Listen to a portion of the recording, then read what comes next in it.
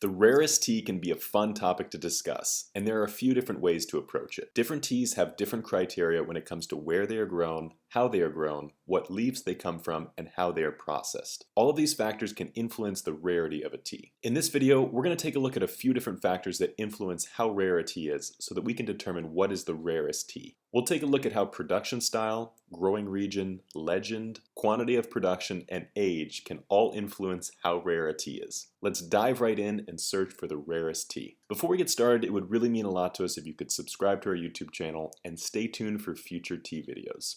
We have hundreds of videos on all sorts of topics related to Japanese green tea, but for this episode, we're going to focus on rare teas. Without further ado, let's get started. First, the rarest tea in Japan, Gyokuro. Let's start out with a tea that you've likely heard of. Gyokuro is among the rarest tea in Japan because it's so difficult to grow and produce. First, the tea plant needs to be cut off from sunlight for 3 weeks before the harvest. When the tea plant is exposed to sunlight, it begins to convert theanine into catechins as a protection against the UV light. While the catechins provide the tea plant with good protection from the sun, the catechins actually produce a bitter taste in the tea. If the farmer wants to produce a smoother and sweeter tea, he will cover up the tea plants in a type of netting, allowing them to retain more of their sweet and savory theanine. After the 3 weeks are complete, the farmer will then select the top 3 sprouts of the tea plant, as these are the highest in nutrients and the richest in flavor. The leaves are then gathered up and the tea is steamed, rolled, and dried. This labor-intensive production process gives Gyokuro tea its trademark sweet and savory flavor, but it also makes it one of the rarest tea types in Japan. You really won't find this tea being served at many tea shops, but it can be found online.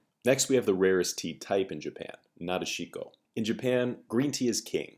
Almost all the teas produced in Japan are green teas like sencha and matcha, and only a small fraction of the production is dedicated to other types of tea like black tea and Japanese oolong tea. There is, however, another type of tea that is even more rare, and that is post-fermented tea. Post-fermented tea is one of the 6 main categories of tea, along with white tea, yellow tea, green tea, oolong tea, and red tea. The most famous type of post-fermented tea is of course pu'er, but this only refers to post-fermented teas produced in a particular region. Japan also produces post-fermented tea, but it is the rarest tea type.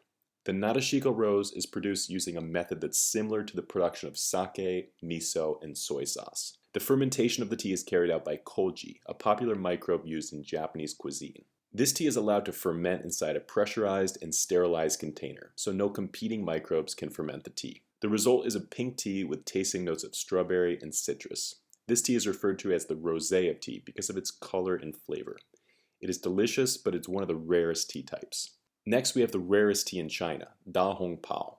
Da Hong Pao, or Big Red Robe, is considered to be the rarest tea produced in China. The reason this is the rarest tea is because it can only be produced by a handful of tea plants. As the story goes, a contender for one of the emperor's trials was traveling to the capital when he became sick in the mountains of Wuyi in Fujian. A passing monk discovered the man and offered him tea from the temple's tea trees.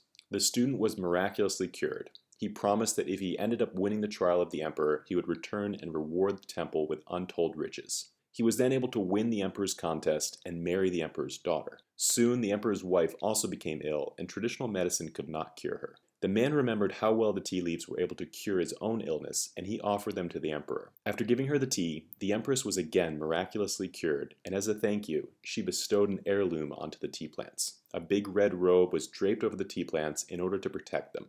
There are currently 6 remaining mother trees of Da Hong Pao, which still grow next to the temple in Wuyi. Technically, to be considered a true Da Hong Pao, it would have to come from one of these 6 trees. This makes the tea incredibly rare and only available to diplomats and foreign officials when they visit China. Da Hong Pao is a type of rock oolong, and there are other versions of the tea produced by less revered tea plants. You can try these more inexpensive Da Hong Pao teas and enjoy their mineral-rich taste profiles, but you will likely never experience a tea from the original 6 bushes.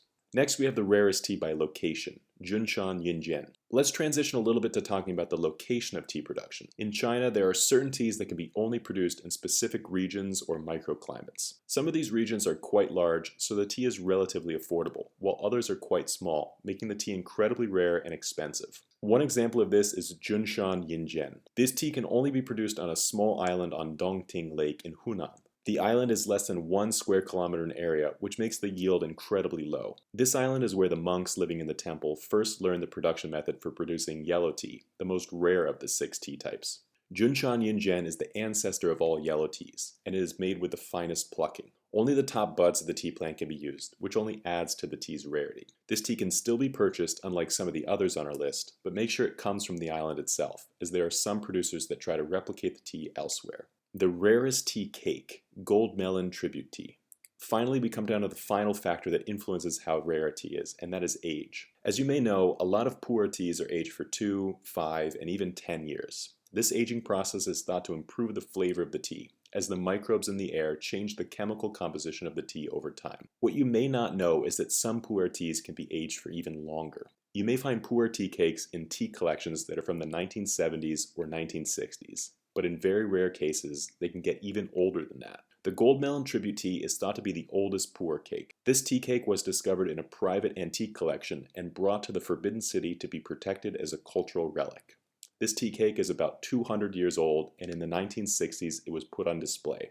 Of course, this 200-year-old tea is one of a kind and cannot be purchased, making it the rarest tea cake in the world. This tea cake was produced in the Yibang Mountains of China, and it is likely produced as a gift for the emperor. So each of the teas on this list are rare for different reasons, but which one is the rarest tea? Of course, the golden melon tribute tea would be considered the rarest because there is only one cake known to man, and it is in the Forbidden City. But which one is it after that? Da Hong Pao is widely considered to be the rarest tea, provided that it comes from the original 6 mother plants. When you add it all up, these tea plants could only produce a couple of kilos per year, which is far less than Junshan Yinjian and certainly less than Gyokuro or Nadeshiko. In the end, I think we will have to say for now that Da Hong Pao is the rarest tea type in the world because of the specificity of its source. Thank you all so much for watching this video. I really hope you enjoyed it. If you have any questions about Japanese green tea or tea in general, please feel free to leave them in the comments below. Until then, we'll see you next time.